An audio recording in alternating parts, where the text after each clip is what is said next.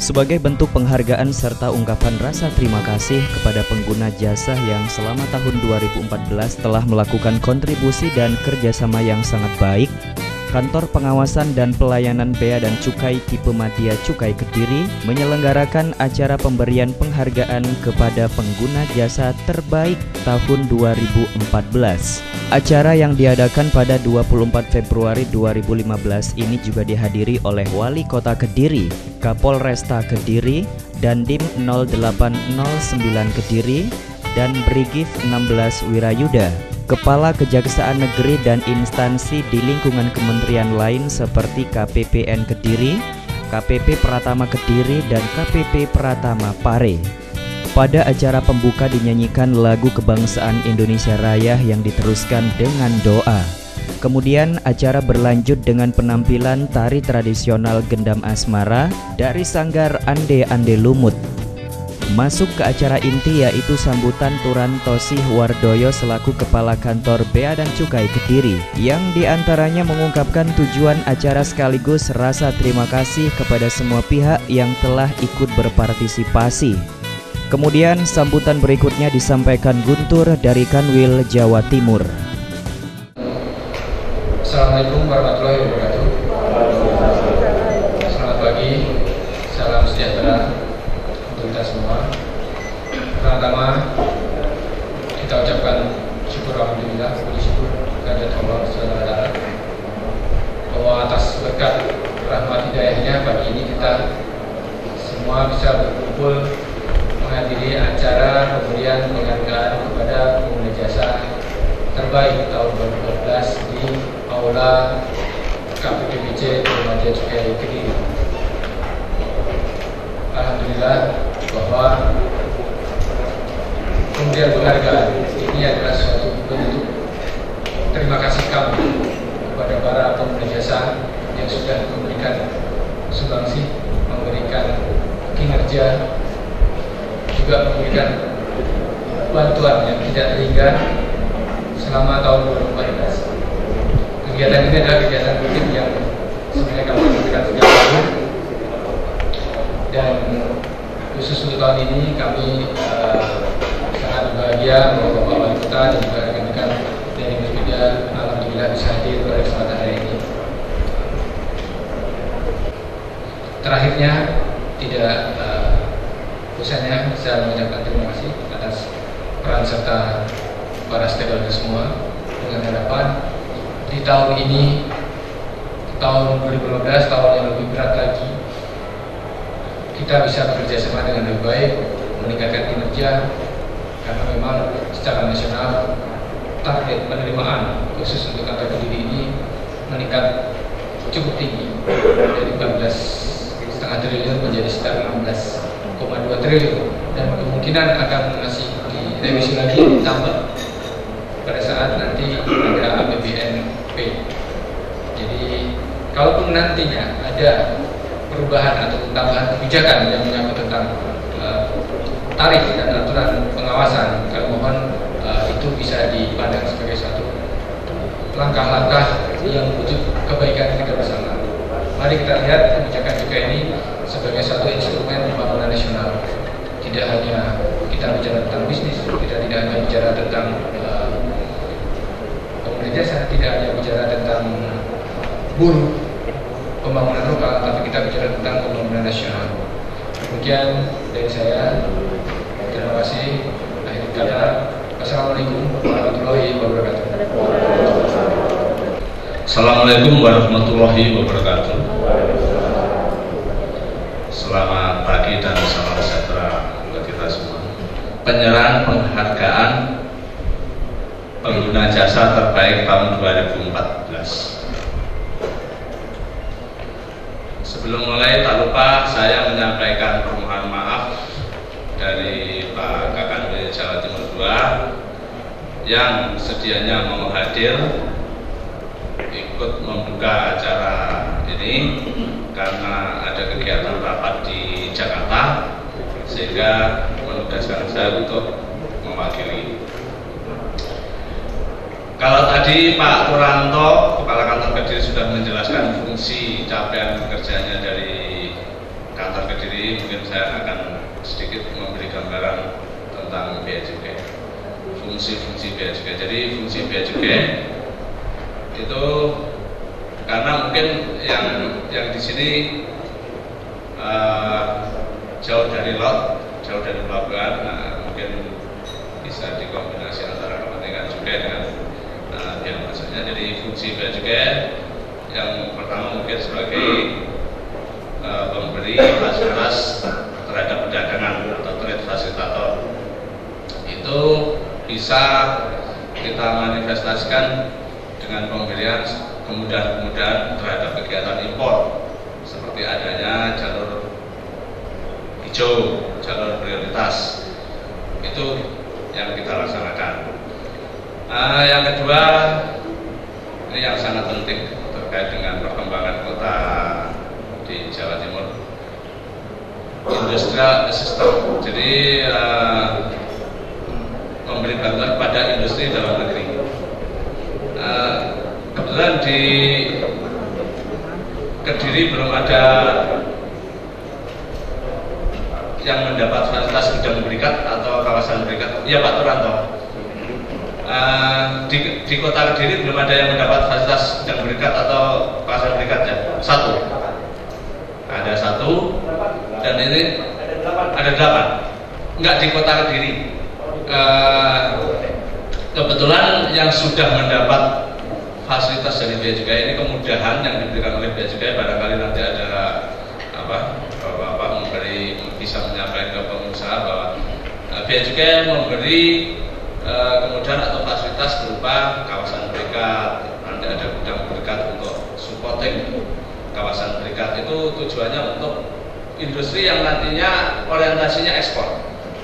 Jadi sementara ini baru di kota Jombang ada 8 Pak ya. Nanti di Kediri mudah-mudahan dengan acara ini bisa dikembangkan sehingga lebih maju lagi perkembangan industri di kota Kediri. Abdullah Abu Bakar selaku Wali Kota Kediri yang turut hadir dalam acara ini juga berkenan memberikan sambutan, yang salah satunya menyampaikan dukungannya terhadap acara ini. Berterima kasih, saya bangga sekali menjadi bagian dari Kota Kediri, karena di mana di sini kita bisa memberikan sumbangsih yang cukup besar untuk negara kita. Hari Jumat yang lalu, kira-kira saya dapat waktu kira-kira jam 2-an atau jam 2:30 gitu. Saya diberi waktu oleh Pak Jokowi untuk presentasi terkait Kota Kediri. Salah satu yang saya sampaikan adalah DBHCT, dana bagi hasil cukai dan tembakau, yang kaitannya dengan rokok. Saya sampaikan kenapa di negara kita ini membuat aturan yang tidak menentu, di mana aturan penggunaan DBHCT itu penggunaannya itu untuk hal yang terlalu spesifik. Akhirnya DBHCT bagi Kota Kediri itu kalau kita mau pakai ini buah Semarang, nanti dipakai pasti diperiksa kejaksaan, diperiksa kepolisian, dan bahkan nanti jadi kasus hukum. Penggerak ekonomi di Kota Kediri ini dari rokok ya Mas. Iya Pak ya, dari Bank Indonesia itu kalau kita baca bahkan 75% perputaran ekonomi itu dari situ.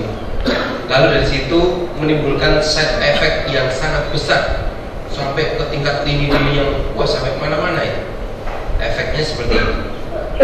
Nah makanya ini kita mesti jaga, karena kita ketahui tumbuhnya Kota Kediri salah satunya dari itu. Ini kuncinya sebenarnya.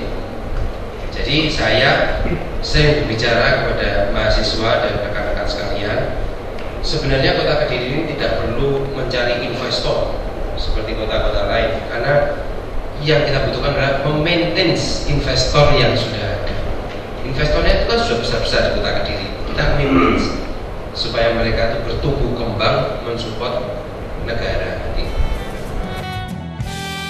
Acara pun berlanjut dengan penyerahan cindramata dari Kantor Pengawasan dan Pelayanan Bea dan Cukai tipe Madya Cukai Kediri kepada Wali Kota Kediri yang diteruskan dengan sesi foto bersama. Sesaat kemudian dilakukan penyerahan penghargaan kepada sejumlah pengguna jasa, yaitu kepada PT Gudang Garam Tbk sebagai pengguna jasa yang telah memberikan kontribusi cukai terbesar tahun 2014 untuk pabrik rokok dari golongan 1 atau skala besar. PT Halim Wonowijoyo sebagai pengguna jasa dari golongan 2 atau skala menengah. CV Top 10 Tobacco sebagai pengguna jasa dari golongan 3 atau skala kecil. PR Mangga Gandeng sebagai pengguna jasa yang paling tertib dan cepat menyampaikan laporan produksi CK4C selama tahun 2014. PR Kerbau Hijau sebagai pengguna jasa yang paling baik melakukan perencanaan pemesanan pita cukai tahun 2014. PT Pelhai Internasional Wiratama Indonesia sebagai pengguna jasa di kawasan Berikat dengan nilai scoring profil terbaik 1 tahun 2014. Dan terakhir kepada PT Volma sebagai pengguna jasa di kawasan Berikat dengan nilai scoring profil terbaik 2 tahun 2014. Usai menerima penghargaan, pihak dari PT Gudang Garam Tbk mewakili para penerima penghargaan menyampaikan sambutannya.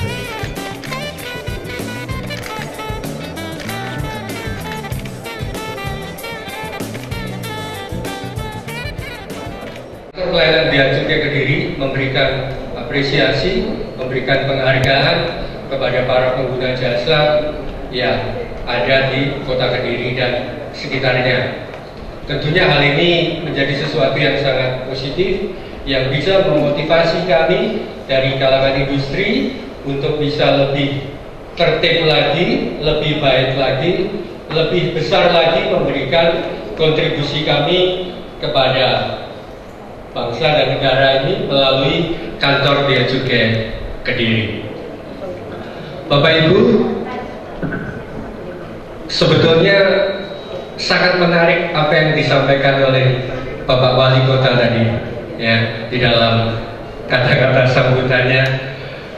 Saya sangat memperhatikan dari apa yang disampaikan oleh Pak Abu, di mana beliau sangat memperhatikan mengenai sustainable industry, ya, kelangsungan hidup dari perusahaan ini.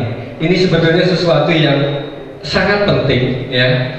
Bagaimana pemerintah dari tahun ke tahun menetapkan target yang begitu besar dari penerimaan cukai ini, tentunya harus didukung oleh satu iklim industri yang bisa mendukung kami dari kalangan industri untuk bisa terus bertumbuh, ya, berkembang, supaya bisa memberikan kontribusi yang lebih besar lagi buat bangsa dan negara ini. Sementara itu di akhir acara sejumlah pejabat Forpimda bersiap untuk mengikuti tantangan untuk membuat rokok yang disambut dengan antusias.